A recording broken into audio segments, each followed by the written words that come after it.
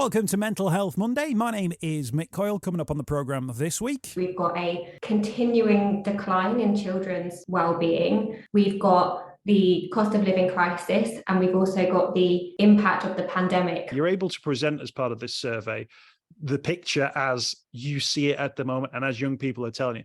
What are your fears if it's not listened to and actually things stay as they are? It's a national scandal that we haven't seen a bigger educational recovery program. We've had conversations, at the end of the pandemic to say this is what's needed or to say that we're going to protect children from the impact of the pandemic. But really, we haven't seen much of that follow through. And I'll be reminding you how you can make connections with mental health organisations within your community. It's Mental Health Monday.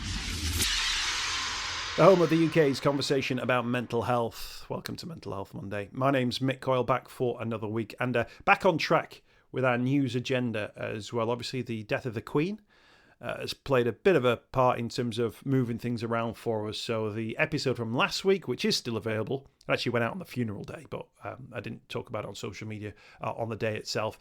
With Jake Mills talking about this year's England and Wales suicide figures, still available. You can check that out as well as all the previous 260 plus other episodes of Mental Health Monday. That's available. The week before, we were talking about grief, so that might still be a relevant conversation to you from 2 weeks ago with Tanya Taylor talking about dealing with grief and about how the grief that many people went through when the Queen died might not actually have been related to their own relationship, if you like, with the Queen, but actually bring up some other thoughts and feelings that they had about their own sense of grief. It's a really interesting conversation. This week, we're back on track from a news point of view, if you like, because the Good Childhood Report for 2022 is out, and the people behind it are the Children's Society. We'll hear from the Policy and Impact Manager for Mental Health and Wellbeing, Amy Dix, on this week's programme. She's got loads of stats and facts, and I'll guide you through some of them at the moment. Some of them, though, absolutely heartbreaking. And, it paints a picture of, a difficult world that young people are growing up in at the moment. 1 in 16 children, 6%. 1 in 16 children, that's 6% who are between the ages of 10 and 16 in the UK, are unhappy with their lives. Unhappy with their lives between the ages of under the age of 15 and yet unhappy with their life. And you think 1 in 16, well, that's not that many. 6%, that's not that many. But that's 2 in every classroom. 2 in every classroom unhappy with their lives. And around 1 in 8 are unhappy with school between the ages of 10 and 15. That's really worrying, isn't it? That you've got young people there who are looking at their opportunities, their thoughts and their feelings, and it's becoming a problem for them. It's a really concerning thing. The report also finds that girls significantly more unhappy with their appearance than boys. 1 in 5 are unhappy with the way that they look, compared to 10% of boys. Back in 2012, that was around 1 in 7. Now it's 1 in 5. Young girls looking at themselves and being unhappy with the way that they look. And one of the issues that really comes up in this conversation is the fact that although we're about to enter a cost of living crisis, which young people are already worried about, the pandemic and the impact of the pandemic has also had an impact too, and has had a long-lasting impact, which beyond lockdown and being able to go out and see your friends is having an impact still now and shaping the way that children are seeing the world now, which is really, really concerning. There's a lot in this survey, and there's a lot that young people, I think, are trying to tell us as adults about the world that they see and the way that they would like the world to change. And I think we have to listen to them and open up those conversations. Let's hear from Amy now, because Amy gives us a really decent insight into what the information shows and how we can maybe work with it. She's the Policy and Impact Manager for Mental Health and Wellbeing at the Children's Society. And I started by talking about the fact that given how long the pandemic was affecting children, and of course the age of those children, it's a big proportion of their lives, and it shouldn't be a surprise that it's having a long-term consequence. Absolutely. So what we're really seeing is we've got a continuing decline in children's wellbeing. We've got the cost of living crisis, and we've also got the impact of the pandemic on children's education. And all of these things, I think, are really on a collision course. so that we just need urgent action now to step in so that we can really protect children from all of these things, but most importantly, make sure that they can have a good childhood going forward. Because really what our research is showing is that significant numbers are unhappy with their lives, and we're talking about their lives overall as well as more specific aspects of their lives as well. So we found that 280,000 children are unhappy with their lives overall, and then over 500,000 children are unhappy with school in particular. So there's really significant numbers on both of those factors. And then on top of that, we also surveyed parents and found that 85% were worried about the impact of the cost of living crisis over the next year. And I think that last figure is kind of unsurprising, really, but we actually think it's probably increased in time as well.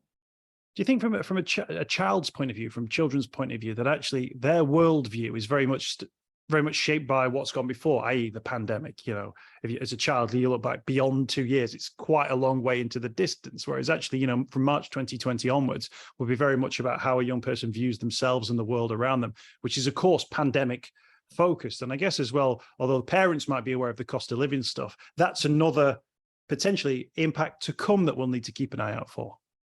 Absolutely. We know that there's a long-term impact of the pandemic on children and young people, and we're waiting to see what comes, and that's why it's so important that we act sooner rather than later and intervene more early. We hear from teachers and others anecdotally that the social and emotional development of children is being noticeably impacted. So children starting primary school, children who are starting into secondary school as well. So that it's definitely on their minds, and it's also going to be on children's minds. We know that children do take on family money worries. Any experience of financial strain does have an impact on children's well-being. So it's absolutely clear that the cost of living crisis, and as more children fall into poverty, they will have a knock-on effect on their well-being. Let's talk about school life. So you got, 1 in 5 young people unhappy at school. I don't know, school is, if you work it out hour by hour, it's a relatively small part of a child's life. In terms of the influence and the emphasis we put on it, school is a huge priority, isn't it? The idea that we've got high numbers of people, 500,000 young people going into school, unhappy, presumably as a result of that, struggling to engage, and actually, that's not going to end in a positive place, presumably as well. Do you get a sense of what the story is there, if you like, of those young people? Yeah, so it's very complex, and we don't have a fully clear picture in terms of what's impacting children's experiences of school. We know that the biggest factor that seems to be affecting children's unhappiness is that they don't feel they're being listened to at school. And I think that's a really important finding for us and for schools to be hearing going forward. We also know that children are getting unhappier with school more quickly as they get older. So something's happening at secondary school age for children. And we also know that there's a similar issue for children who are a part of low-income families as well. They're seeing a larger rate of unhappiness compared to children who are from more well-off families. So all of these are really, really helpful insights in terms of what's going on at school. And we do think that school is really important because it can actually have a really protective factor for children if school really takes on that whole school approach to well-being and embeds well-being within every aspect of school life. But there can also be factors that do negatively impact children's well-being in schools. And the things that children tell us about are behaviour policies, school uniform policies, where children just don't understand why they might be being punished for something that they maybe feel like isn't their fault, if they can't afford a certain uniform piece, for example, if they don't feel like their home lives are being factored into how they're behaving at school or where they might need extra support. So children who might have a particularly difficult time at home, come from a more disadvantaged background, they don't feel like their school always understands them. And I think that's a real problem. And it links closely to what I was saying around children not feeling listened to. And I think there's two take-homes from that, or two questions that it raises for me, Amy, first and foremost, is obviously those children who aren't engaging with school or are unhappy at school, particularly from low socioeconomic background. I wonder how much of that is a hangover from the lockdown period, where maybe they've fallen behind, maybe, or haven't felt like they've been able to keep up with their own classmates. And at the same time, when you talk about maybe our young people and children being listened to, schools who are now obviously trying to play catch up and maybe haven't been able to prioritize maybe some of those well-being factors at a time where they've got to get everyone back up to speed as well. It struck me that maybe there are two things going on there. Yeah, we don't know for sure, but we definitely hear from our practitioners in our services that work with children that it's the most disadvantaged and most vulnerable children who've been most heavily impacted by the pandemic. In terms of what we want to see happen, though, for children in relation to schools, we want to see a faster rollout of mental health support teams in schools so that children can get help in school more easily. We also want to see early support hubs in local communities so that children can just drop in and get support when they need it without having to join waiting lists as well. And then also within the school context, thinking about the cost of living crisis, we want to see a widening of access to free school meals so that all children whose parents or carers get universal credit can also access free school meals. Absolutely. And actually, people they can go back in the podcast feed, actually find out about the Fund the Hubs campaign, which is very much up and running. I know you'll be aware, Amy, of what that's all about. What's at stake here, Amy, in terms of the sort of short-term consequences that survey results like this will throw up? But then how does that look sort of medium to long term as well? You're able to present as part of this survey the picture as you see it at the moment and as young people are telling you. What are your fears if it's not listened to and actually things stay as they are? Absolutely. So if things stay as they are and children can't get the support that they need and continue to be unhappy with school and face growing sort of health and other concerns around the cost of living crisis, the real risk is that inequalities widen in school. That means attainment gaps and at the most basic level. So children, once they start to face inequalities in their educational journey, continue most likely to face these inequalities as they go up through their educational life, which can then really affect their likelihood of getting into university, for example, and their impact their job prospects. There's a lifelong potential impact of not addressing the current well-being concerns, the current impact and the long-term impact of the pandemic as well. And really, I think it's a national scandal that we haven't seen a bigger educational recovery program, that we don't have any strategy for a good childhood in this country, because we've had conversations at the end of the pandemic to say, to say this is what's needed, or to say that we're going to protect children from the impact of the pandemic, but really we haven't seen much of that follow through, and that's it's deeply concerning.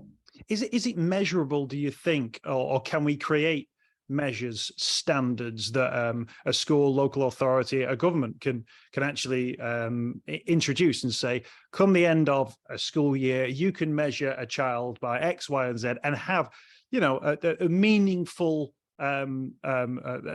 set of data that allows you to then get a better sense of whether or not young people are heading into a better place, or if things, as you've talked about, are in decline.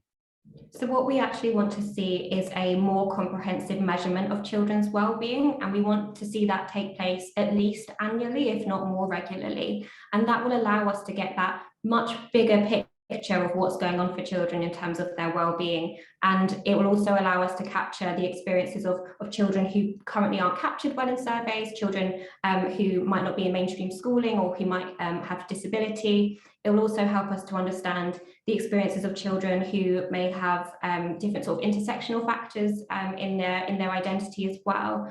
And once we have that wider measurement of children's well-being, it will allow us to really understand the detail of what's going on for children. Also, it will help us to track any emerging concerns as well, to get on top of things that might be coming down the track. But at the moment, we don't have that. And that's a real challenge for policy making around children more generally, but especially their well-being, both at a local and a national level.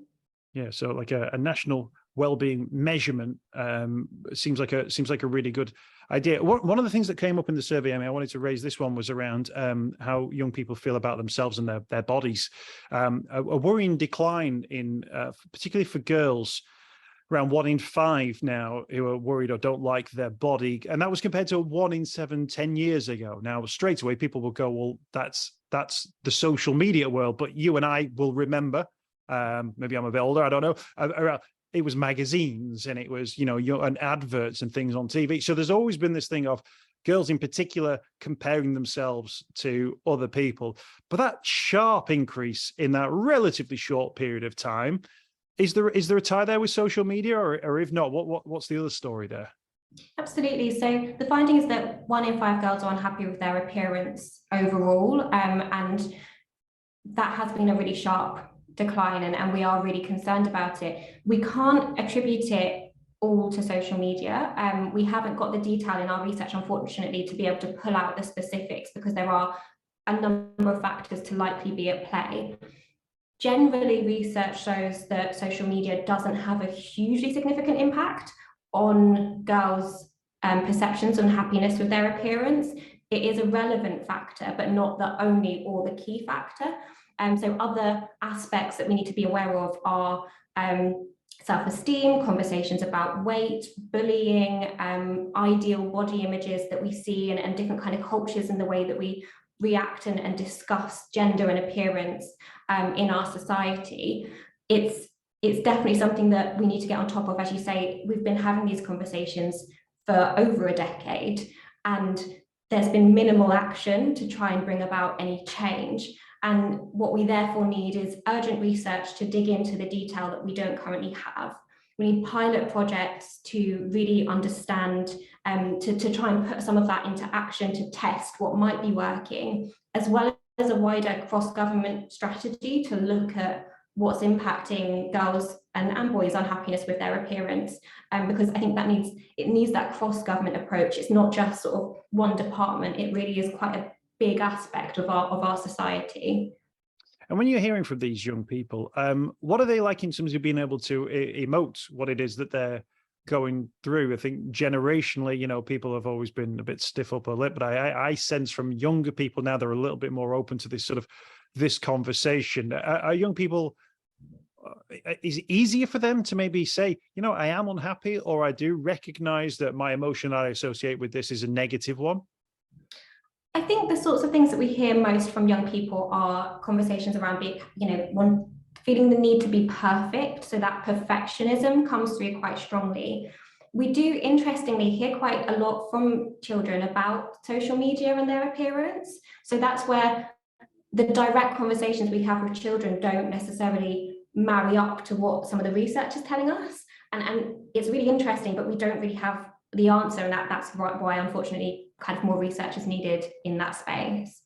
No, absolutely as well. And I sense as well that this idea that to measure something in a child actually would allow us then to take things into adulthood, because you only need to look at the latest suicide stats, where we're seeing an increase in young girls 15 to 19 up to the age of 24 taking their own life. Still a relatively small number, but as a percentage increase was high. Even when we get into men in their 50s, where if we could track and measure their emotional states across a lifetime, I think again we would be in a much better decision. I think the politicians would also be in a much better decision to be able to make decisions about a better position, rather, to make decisions about people, knowing what it is that they are going through, knowing it is about how they feel about themselves and the world around them, and probably then how they're likely to respond to major changes and things that might be coming their way.